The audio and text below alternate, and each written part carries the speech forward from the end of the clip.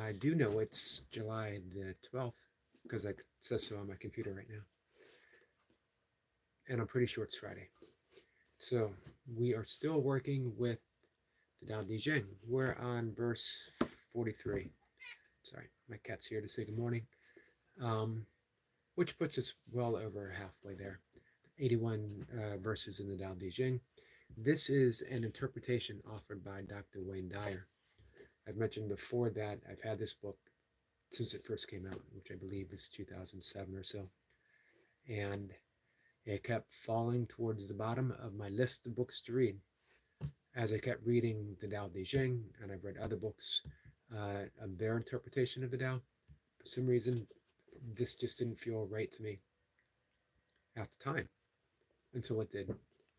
And then I pulled it out at the bottom of the list and dove right in, and I'm very glad that I did. Sometimes we just need to wait until we're ready to receive a particular message.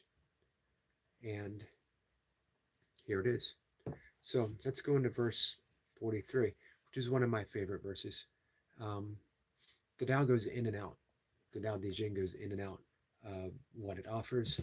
Sometimes it seems very much on the surface, very much as if we're dealing with politics and leadership, things of the world, and then it goes deeper still. And yet, through it all, if you open, you see that there is no inner world and there's no outer world, that any role of leadership or politics has to be met with what is offered from the deepest aspects of the Tao. So 43, verse 43, works in that deep level for me. The softest of all things overrides the hardness of all things. That which out substance enters where there is no space. Hence, I know the value of non-action. Teaching without words, performing without actions, few in the world can grasp it. That is the Master's way. Rare indeed are those who obtain the bounty of this world. What Lao Tzu is offering, as it seems to me, is the wisdom of nature itself, that we see.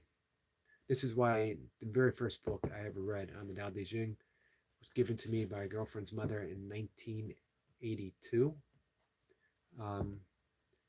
81 or 82, I was 16 years old. It was Alan Watts' The Watercourse Way, and why the Tao is often equated with water. And you can simply watch water, simply watch a stream, and you will understand the fullness of the Tao. Everything is overcome by softness. Everything. Grand Canyon was carved by water, not by one great storm, not by a rush of currents, but by a long trickle of the softness of water, overcome the very hardest, what we consider the hardest of all substances, rocks. That the hardness of a diamond has come from the letting go of coal, letting go of the essence of coal into the hardness of a diamond. So if we approach life through this static point of hardness, that nothing's going to change my way. This is who I am. This is what I believe. Nothing's going to change. Life will wear us down. And we're not open to the Tao. We're closing ourselves off from the greater wisdom of life itself. That wisdom is soft. That wisdom flows. That wisdom brings us to the pureness of a state of innocence and love. Just letting go. Letting go of our own preconceived notions, ideas, beliefs, our best thoughts, almost cherished opinions. When we let go of all that, we find that life just flows in innocence and with ease. So that's verse 43. One of my favorite verses. Just seems to sum up everything. That the softest of all things overrides the hardest of all things. That which out substance enters where there is no space. Hence I know the value of non-action. If you might recall from some of the other verses of the Tao, that non-action and yet everything gets done. It's a paradox. And living with the Tao is living with paradoxes. Randy says, how are you doing today? I'm doing good, Randy. How are you?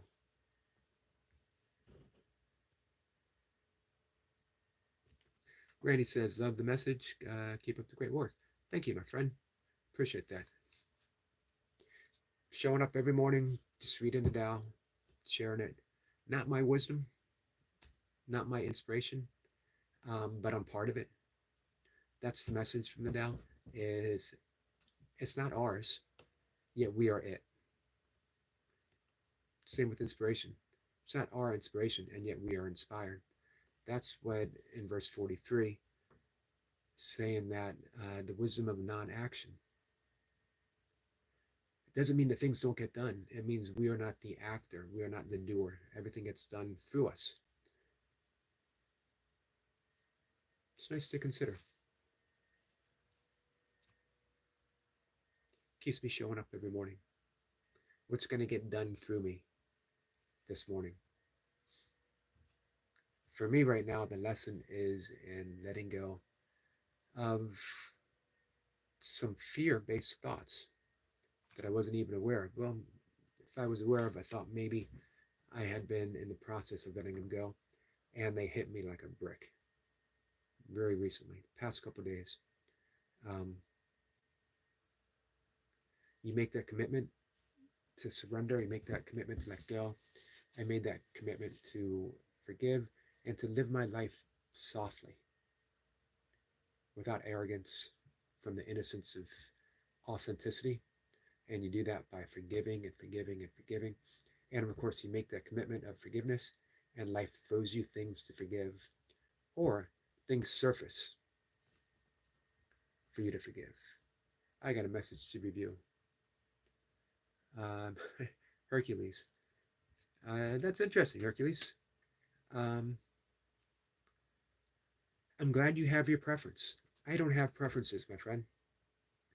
Well, I do, but I'm doing my best to let preferences go and just appreciate what's presented to me.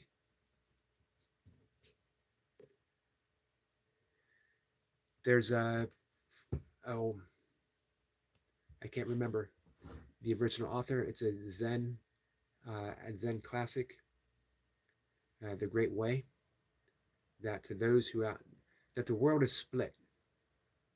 To those who have preferences, to those who don't have preferences, the world opens up. Everything is offered freely. Everything is given freely. Hercules says, I respect that, brother. Appreciate that, my friend.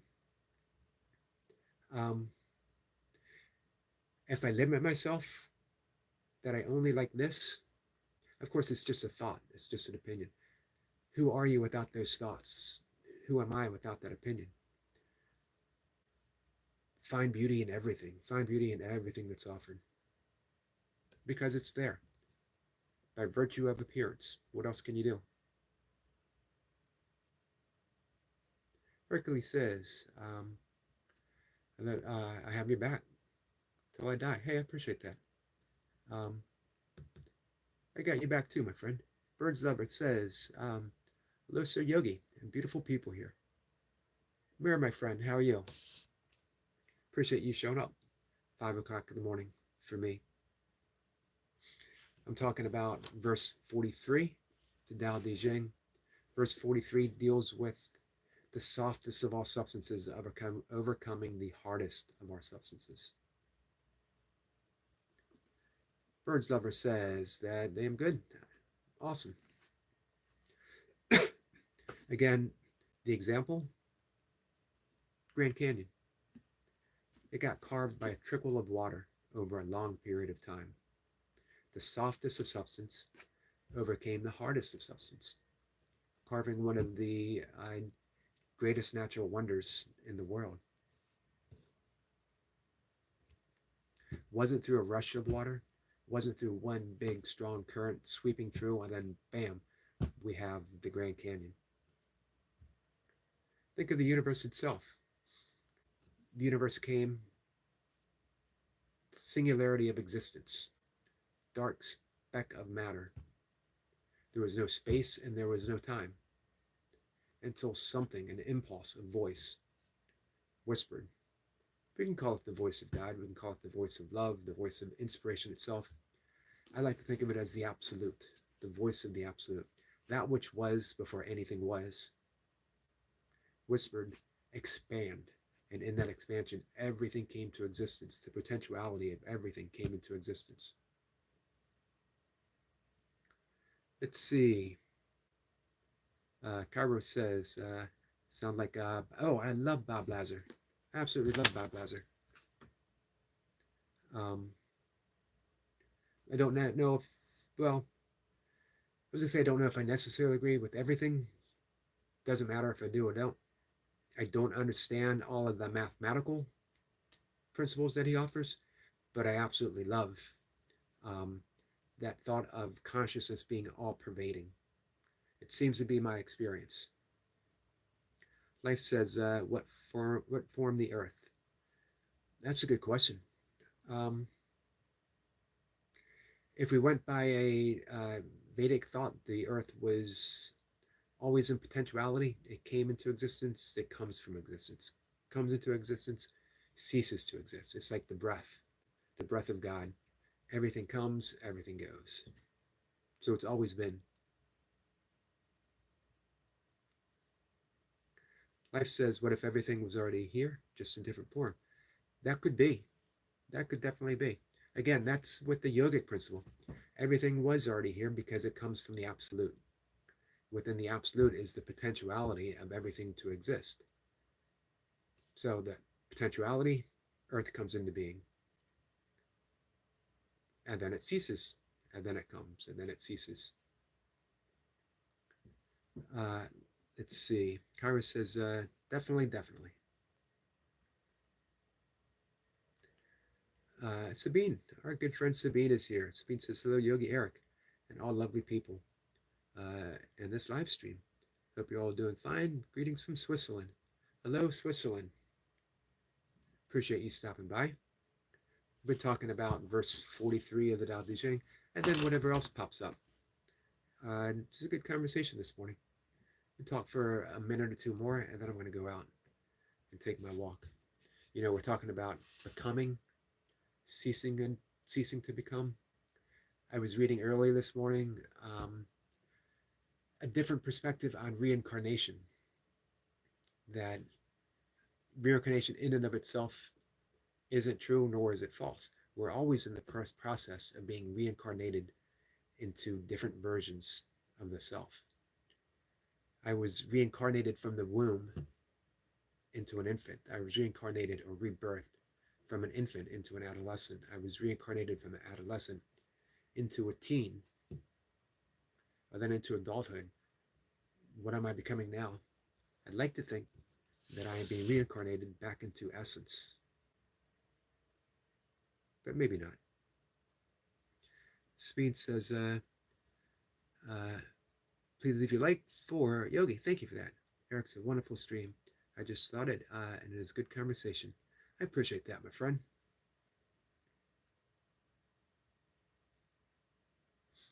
Life says, if I swipe one down, there's a preacher almost yelling into my phone. Do you believe in God? If so, why?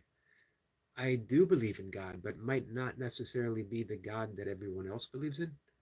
I believe in actuality, in existence, in love. And you know what? It's a belief, but beyond belief, what is? What is left if you don't believe your belief? That's the actuality. So if someone says, do you believe in God? The answer is yes, and the answer is no. That's the paradox. God exists whether I believe or not. I think that's what Philip K. Dick said about reality, the author, Philip K. Dick. Reality is that which remains when you stop believing in it. We could say that God is what remains when we stop believing in God. Or referring back to the Tao Te Ching, the Tao that can be told is not the true Tao. The God that can be described, the God that can be shouted is not the true God. It's only your opinion of God. It's only your um, belief in about God. Belief and opinion aren't the actuality. This is why, in Buddhism, they use expressions such as suchness, isness, exactness, actuality, because it can't be given words. In A Course in Miracles, it says that words are but symbols twice removed. So the word God is just a symbol of I'm putting my hands up because I can't describe it. This. You want to believe in God? Here's God, right here. But once I point and say, this is God, once I give it a label, once I give it a description, I've lost the essence, although the essence remains. So, yeah, God doesn't need to be shouted at. Basically, just my suggestion, what that preacher is doing is saying, believe my opinion, believe my thoughts, believe my beliefs. Let's see. Sabine says, God is practicality, the heart, the love in your heart. Awesome, Sabine. Absolutely awesome. Life says, why do you think humans have religion? It says, I don't know why. It makes sense, though. Well, ultimately, I can only offer my thoughts on it, is that we have religion because the ego needs religion. The only role of the ego is to provide justification for its existence. However, we are not the ego. The ego is just a fluxation of thoughts appearing each and every moment through the course of time, and we hold it so dearly, so closely, that it becomes an actuality to us, but it's never truly true. How can any thought be true? It's just a representation. So the ego is a collection of thoughts that we've inherited from our parents, from our teachers, from clergy, from the media, from the books that we've read, from other thoughts that have gathered in our mind. And with that comes a religion. It's the religion of the ego. But once the ego is simply seen through, we don't need to get rid of it. We don't need to fight it, because that just gives the ego a mission. We just see it for what it is. And we see we really don't need a religion because we are living in the basis without religion. We're living in this. Antonio's here. Antonio, my friend, how are you? Speed says, because of your ego, who is just a thought. Exactly. Thank you for that. Sabine says, that's how my belief is. This is just how I see it. Flower. Flower says hi. Flower had a live stream yesterday. It was a lot of fun. It was a lot of fun to get to know Flower. Flower's been visiting my live stream forever. And this is the first time that I got to visit her. Sabine says, yes, Yogi, that's how it is. That's an excellent point, Sabine. To see how it is, simply let go of how we think it is. And then stay there and see what happens. Let's see, is that Noxie? Am I saying that right? Hi, I remember you. I don't know if you remember me. I do remember you. How are you doing? Although I think I remember you. I'm pretty sure I remember you. So in just a minute, guys, I'm going to head outside. I'm going to take my walk. The sun's going to be coming up. Sabine says, I did not know that you have a live stream. She's only done it once or twice. I think this might be her second one.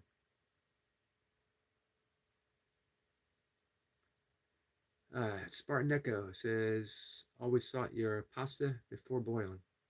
That's probably a good idea. It's been a long time since I made pasta. Noxie says, doing great. I'm glad to hear that. Sweet says, Flower, next time we will come as well. She started live streaming right when right towards when I was finishing mine.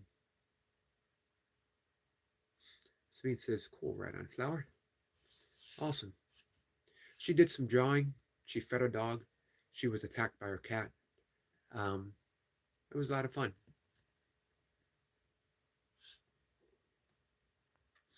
So, yep, this morning, guys, we've read verse 43 of the Tao Te Ching. There's 81 verses in the Tao. We've been working one a day. When we get to the end, um, I think it's going to be more about A Course in Miracles, which uh, has resurfaced as my practice and my teaching, because there's so much I need to forgive. There's so much I need to let go of.